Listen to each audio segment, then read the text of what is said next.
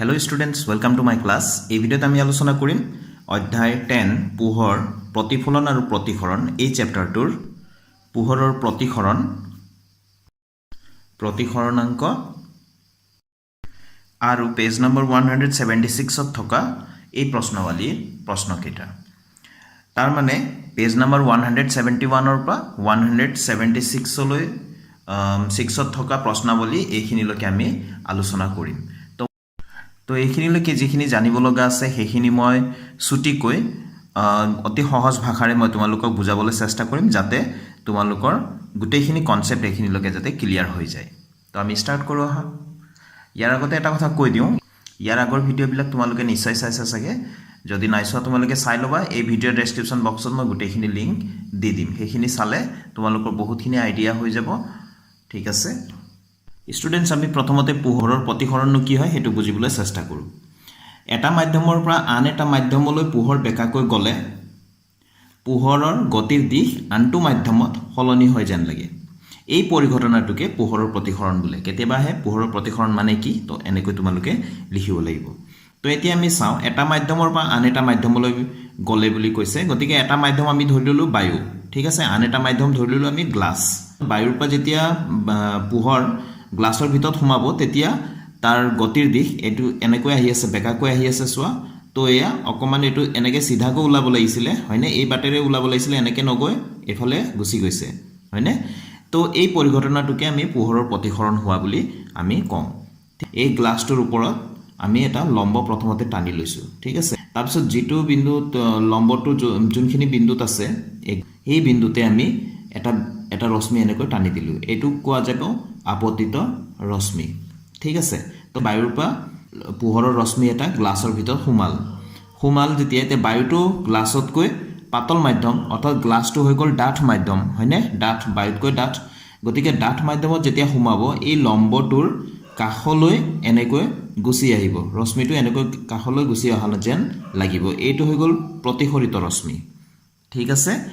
তো এতিয়া সোৱা ডাঠ মাধ্যমৰ পৰা যেতিয়া আকৌ পাতল মাধ্যমলৈ উলাই যাব ইয়াতো আকৌ এটা লম্ব আমি টানি লৈছো আকৌ এই অভিলম্বৰ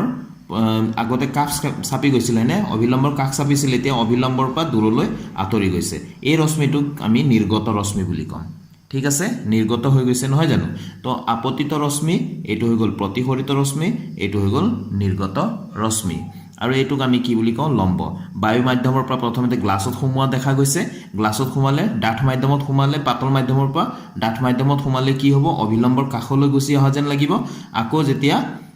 ডাঠ মাধ্যমৰ পৰা পাতল মাধ্যমলৈ উলাই গুছি যাব তেনেহলে আকৌ অভিলম্বৰ পৰা আকৌ অভিলম্ব বা লম্বৰ পৰা আকৌ আতৰলৈ গুছি যোৱা যেন লাগিব তেতিয়া সবে এই পোহৰৰ ৰশ্মিটো কিন্তু আগতে যেটো বাটেৰে যাব লাগিছিল সেই ৰশ্মিটোৰ সমান্তৰালকৈ উলাই যাব কিন্তু ঠিক আছে এইটো কিন্তু সমান্তৰাল হ'ব তোমালোকে এই পৰিঘটনাটো নিজেও চাব পাৰা বাকেট এটাত ভৰ্তিকৈ পানী ললা স্বচ্ছ পানী ললা সাফা পানী আৰু তাতে ধৰা পইচা এটা পেলাই দিলা বালটিটোৰ ভিতৰত চাবাচোন পইচাটো যত মানে থাকে অকমান ওপৰলৈ উঠি থকা যেন দেখা পোৱা যায় হয়নে তোমালোকে সকলোৱে আমি এটো লক্ষ্য কৰিছো সাগে তো তোমালোকে যদি নাই কৰা চাবাচোন অকমান উঠি থকা ওপৰলৈ উঠি থকা যেন লাগিব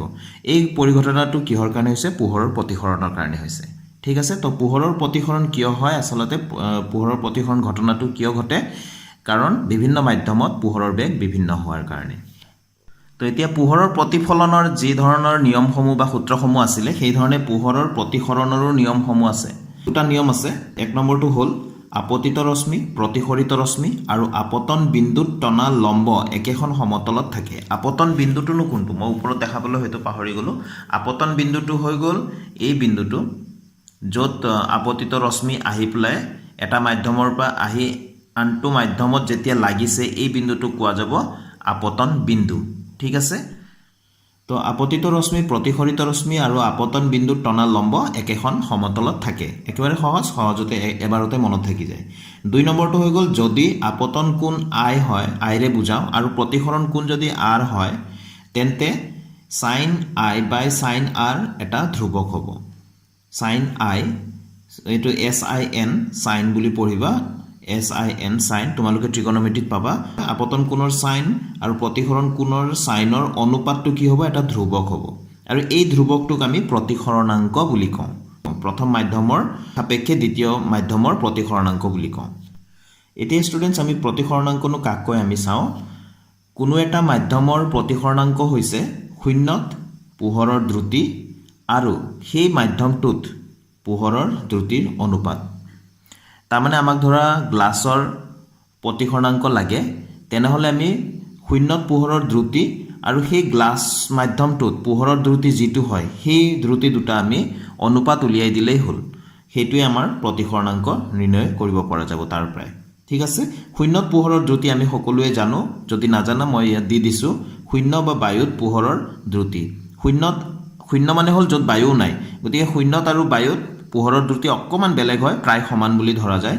তো 3 * 10 to the power 8 meter per second 3 * 10 to the power 8 meter per second প্ৰতি সেকেন্ড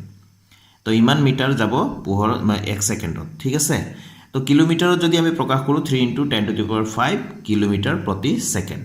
তো এটো হৈ গল শূন্যত পোহৰৰ দ্ৰুতি এতিয়া ষ্টুডেন্টস আমি 176 পেজত থকা এই প্ৰশ্নাৱলীৰ প্ৰশ্নখিনি আমি আলোচনা কৰো প্ৰথম কোৱেশ্চনটো দিয়া আছে পোহৰৰ ৰশ্মি এডাল বায়ুৰ পৰা হেলনিয়াকৈ পানীত প্ৰৱেশ কৰিছে পোহৰৰ ৰশ্মিডাল উলম্বৰ কাখলৈ নে উলম্বৰ পৰা আতৰলৈ বেকা হ'ব আৰু কিয় ষ্টুডেন্টস আমি উত্তৰটো এই ধৰণে লিখিম পোহৰৰ ৰশ্মি এডাল বায়ুৰ পৰা হেলনিয়াকৈ পানীত প্ৰৱেশ কৰিলে পোহৰৰ ৰশ্মিডাল উলম্বৰ কাখলৈ বেকা হ'ব ইয়াৰ কাৰণটো আমি লিখিব লাগিব কিয় বুলি সুধিছিল হয়নে প্ৰশ্নত সোধা আছিল যে কিয়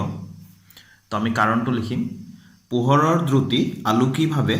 লঘুতৰ মাধ্যমৰ তুলনাত ঘনতৰ মাধ্যমত কম হয় যেহেতু পানী আলোকীভাৱে বায়ুতকৈ বেছি ঘনতৰ গতিকে পোহৰৰ ৰশ্মি বায়ুৰ পৰা পানীত বেকাকৈ সোমালে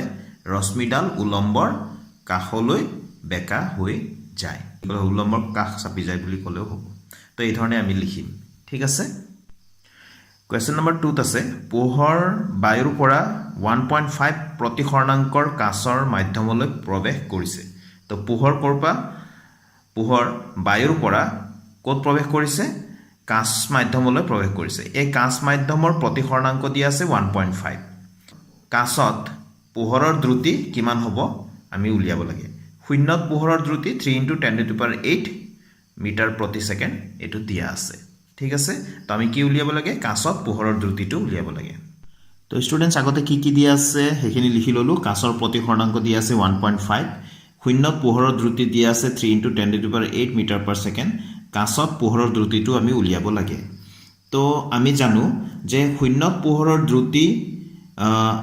বাই কাঁচত পোহৰৰ দ্ৰুতি হৈ গল কাঁচৰ প্ৰতিসৰণাংক যিকোনো মাধ্যমৰ প্ৰতিসৰণাংক মানে আছিল শূন্যত পোহৰৰ দ্ৰুতি আৰু সেই মাধ্যমত পোহৰৰ দ্ৰুতিৰ অনুপাত তো এটো হৈ গল অনুপাত তো এতিয়া ইয়াতে শূন্যত পোহৰৰ দ্ৰুতিটো আমি লিখি ললো 3 * 10 to the power 8 metre per second হয়নে এটো 8 হয় ঠিক আছে তাৰপিছত কাঁচত পোহৰৰ দ্ৰুতিটো আমি উলিয়াব লাগে তো আমি এটো এনেকৈ লিখিলো আৰু কাঁচৰ প্ৰতিসৰণাংক দিয়া আছিল 1.5 ঠিক আছে এতেকে কাঁচত পোহৰৰ দ্ৰুতি হ'ব এই 1.5 টো আমি ইয়ালৈ লৈ আনিম এই 3 * 10 to the power 8 metre per second আছিল নহয় জানো ইয়াৰ তলতে আমি 1.5 টো লিখি দিম 3 * 10 to the power 8 মিটাৰ প্ৰতি সেকেন্ড এটো 1.5 তো 1.5 মানে কি 3 ৰ আধা হয় 1.5 1.5 মানে হল 1.5 তো 3 ক আমি 1.5 এৰে যদি হৰণ কৰো কেইবাৰ যাব দুবাৰ যাব ঠিক আছে তো কাঁচত পোহৰৰ দ্ৰুতি কিমান পাই গলো আমি 2 * 10 to the power 8 metre per second তো আমি লিখি দিম 2 * 10 to the power 8 মিটাৰ প্ৰতি সেকেন্ড এটো হৈ গল উত্তৰটো ঠিক আছে এতিয়া আমি কোৱেশ্চন নম্বৰ 3 টো চাও ইয়াদি আছে তালিকা 10.3 ৰ পৰা সৰ্বোচ্চ আলোকি ঘনত্বৰ মাধ্যমটো নিৰ্ণয় কৰা আটাইতকৈ কম আলোকি ঘনত্বৰ মাধ্যমটো নিৰ্ণয় কৰা সৰ্বোচ্চ আৰু আটাইতকৈ কম আলোকি ঘনত্বৰ মাধ্যম দুটা আমি নিৰ্ণয় কৰিব লাগে তো 10.3 তালিকাটো চাও মই কিতাপতে দেখাই দিম তোমালোকক উত্তৰটো তো ষ্টুডেন্টস 10.3 তালিকাখন এয়া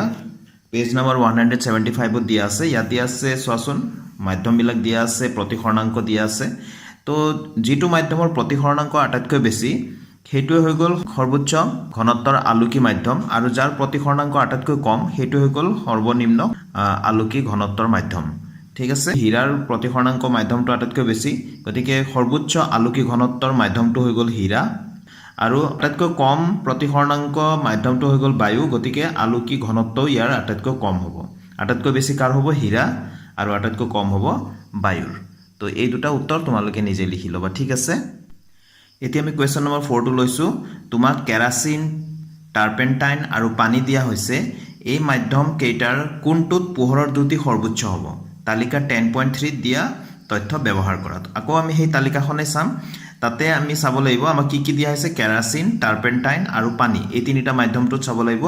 যাৰ তো ষ্টুডেন্টস এটো চোৱা পানীৰ প্ৰতিসৰণাংক আছে 1.33 কেৰাচিনৰ আছে 1.44 আৰু টাৰ্পেণ্টাইন তেল আছে 1.47 তো ষ্টুডেন্টস এটা কথা মনত ৰাখিবা যেটো মাধ্যমৰ প্ৰতিসৰণাংক বেছি হয় তাত পোহৰৰ দ্ৰুতি কম হ'ব আৰু যেটো প্ৰতিসৰণাংক আটাইতকৈ কম তাতে পোহৰৰ দ্ৰুতি বেছি হ'ব তো এই তিনিটাত পানী কেৰাচিন আৰু টাৰ্পেণ্টাইন তেল এই তিনিটাত কাৰ প্ৰতিসৰণাংক আটাইতকৈ কম আছে পানীৰ আছে 1.33 আৰু কেৰাচিনৰ আছে 1.44 আৰু টাৰ্পেণ্টাইন তেলৰ আছে 1.47 তো আটাইতকৈ কম আছে 1.33 তো পানীত পোহৰৰ দ্ৰুতি বাকি দুটাতকৈ সৰ্বোচ্চ হ'ব ঠিক আছে এতিয়া অন্তিমটো কোৱেশ্চন আহিলে ষ্টুডেন্টস আৰু ভেৰি ইম্পৰ্টেন্ট এই 2 নম্বৰটো আৰু 5 নম্বৰটো ভালকে চাবা তোমালোকে হীৰাৰ প্ৰতিসৰণাংক 2.42 এই উক্তিটোৰ অৰ্থ কি তো প্ৰতিসৰণাংক মানে আমি জানো প্ৰতিসৰণাংক মানে হৈ গ'ল এটা অনুপাত কাৰ মাজত অনুপাত শূন্য মাধ্যমত পোহৰৰ দ্ৰুতি আৰু এই হীৰা দিছে যেহেতু হীৰা মাধ্যমত পোহৰৰ দ্ৰুতি তাৰ মানটো কিমান হ'ব সমান 2.42 গতিকে ইয়াৰ অৰ্থটো আমি লিখোছন